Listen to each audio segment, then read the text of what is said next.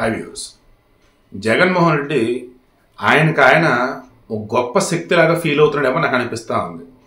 అంటే గొప్ప శక్తి అంటే అందరూ ఒకటి, నేను ఒక్కడిని ఒకటి అన్నట్టు.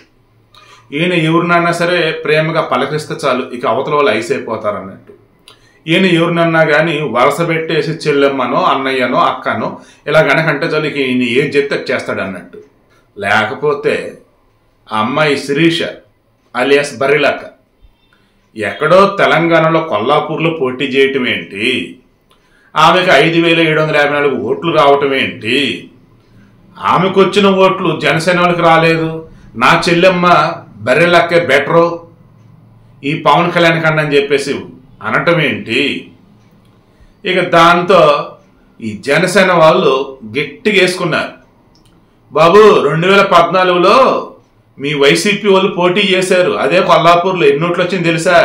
2,000 ఓట్లు. అంటే ఈ బర్రెలక్కన తక్కువే. అలా తెలంగాణలో 55 నియోజకవర్గాలలో దాదాపు 100 కన్నా తక్కువ ఓట్లు వచ్చినాయి బాబు మీ వైసీపీకి, అది తెలుసా అని. అలా ఆంధ్రప్రదేశ్లో 2019 151 సీట్లు వచ్చాయి మీకు.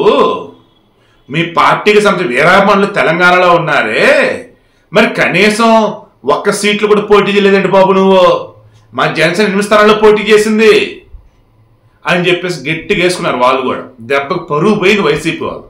అంతేనా? ఇదిగో ఈ అమ్మాయి బర్రెలక్క టాపిక్ తెచ్చి ఇప్పటికి నానా యాగి చేస్తున్నారు వైసీపీ వాళ్ళు. జగనన్న ఏమన్నాడు, నా చెల్లెమ్మ బర్రెలక్క అని అనేటప్పటికీ ఇంకేముంది, జగనన్న వదిలిన బాను షర్మిలక్క ఎలాగైతే చేసిందో ఈ బర్రెలక్క కూడా అలాగే చేసిద్దిలే, జగన్ ఇంకేం చెప్తే చేసిద్దిలే అనుకున్నాను. గట్టి కౌంటర్ ఇచ్చింది ఈరోజు. నేను పవన్ కళ్యాణ్ అభిమానిని, పవన్ కళ్యాణ్ గారు ఒక రాజకీయ పార్టీ అధినేత, నేను ఒక ఇండిపెండెంట్గా పోటీ చేశాను. నా స్థాయి ఏంటో నాకు తెలుసు, పవన్ కళ్యాణ్ గారి స్థాయి ఏంటో నాకు తెలుసు, అండ్ అందరికీ తెలుసు. అసలు ఆయన నాతో పక్కన పెట్టి పోల్చడం ఏంటి? అసలు కేవలం రాజకీయం కోసం కొంతమంది చేసే నీచమైనటువంటి ఆటలు ఇవి. ఇటువంటివి గనక ఆపకపోతే బాగోదు, ఇలా చేయడం కరెక్ట్ కాదు. అసలు ఏంటిది? నేను ఒక ఇండిపెండెంట్గా మా ఊర్లో పోటీ చేశా, ఆయన ఒక పార్టీ అధినేతగా ఉన్నాడు, కాన్స్టిట్యూషన్ అంతా ఏపీ రాజకీయాల మీద పెట్టున్నాడు, ఆ పార్టీ తరఫున కొంతమంది పోటీ చేస్తా ఉన్నారు. సో 8 స్థానాల్లో పోటీ చేశారు. అరే నాకు వచ్చిన ఓట్లు కూడా వాళ్ళకి రాలేదంటారేంటి? కుకట్పల్లిలో జనసేన అభ్యర్థికి వచ్చిన ఓట్లు 39,000 ఓట్లు. వీళ్ళు మొన్న ఏమని ప్రచారం చేశారు, బర్రెలకు వచ్చినట్టు ఓట్లు ఎన్నైతే ఉన్నాయో అన్ని ఓట్లు కలిపితే కూడా జనసేనకి 8 స్థానాలు వచ్చిన ఓట్లు అన్ని కూడా రాలేదని చెప్పేసి చాలా కొంతమంది ప్రచారం చేసి పడేశారు. పాపం చాలా మంది నిజమన్నట్టు పాపం జనసేన వాళ్ళు తక్కువ చేసి మాట్లాడారు. దాంతో లిస్ట్ ఇవ్వాల్సి వచ్చింది, వాళ్ళు పోటీ చేసింది ఎక్కడెక్కడ ఏమేంటండి. కుకట్పల్లి 39,000 పైచిలకు ఓట్లు వచ్చింది.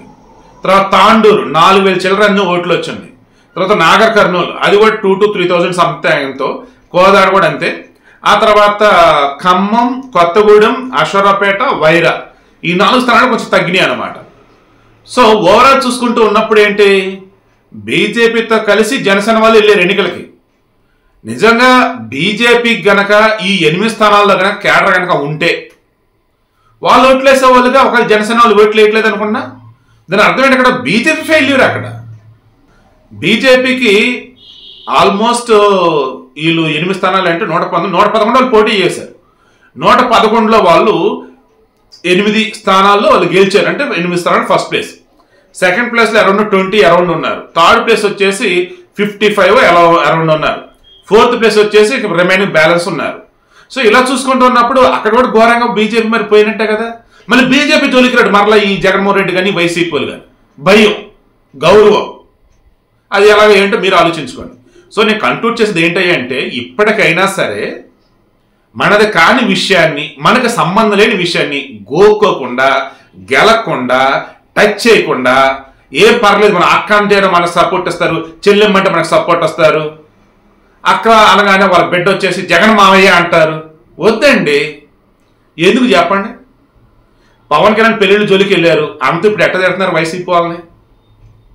చివరికి మన వైసీపీ ఎమ్మెల్సీ ఆయన జయమల వెంకటరమణ గారు 3 పెళ్లి చేసుకున్న పాపం ఎవరు ఒక్క మాట అన్నారు, ఆయన లైఫ్ ఆయనదయ్యా అన్నారు. నిజమే, పాపం పెద్ద ఆయన కూడా తోడు కావాలి, చేసుకున్నాడు, అర్థం చేసుకున్నాం. అబ్బా మనిషి దొరికేటప్పటికి మంచి అన్నది ఆలోచించడం తెలియదు వైసీపీ వాళ్ళకి. ఏ కాడికి వాళ్ళకి సంబంధం లేకపోయినా ఎక్కడో ఏదైనా విషయం ఉంటే అరే దీన్ని పట్టుకుని వాడి మీద బురజాలరా, రెడీ చేయండిరా.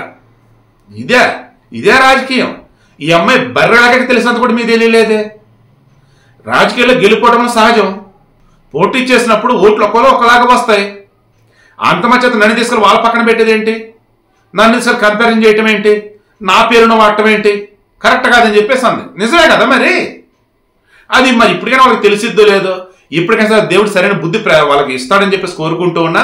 రానున్న రోజుల్లో ఆంధ్రప్రదేశ్ రాజకీయాలకు సంబంధించి దయచేసి సంబంధమైన టాపిక్స్ మాట్లాడకుండా చక్కగా వాళ్ళు ఆల్రెడీ 5 సంవత్సరాలు పరిపాలించున్నారు కాబట్టి వాళ్ళు చేసిన అభివృద్ధి సంక్షేమం మాట్లాడుతూ, ప్రతిపక్షాల గురించి మాట్లాడాల్సి వస్తే రాజకీయపరమైన అంశాలు మాట్లాడుతూ ద బెస్ట్ వేలో ప్రజాస్వామ్యాన్ని నిలబెడతారని కోరుకుంటున్నా. అలాగని పక్షంలో సంబంధమైన టాపిక్స్ తెచ్చి ఎవరెవరి చేత చీ అనిపించకుండా ఉంటారని చెప్పేసి కోరుకుంటూ ఉన్నా.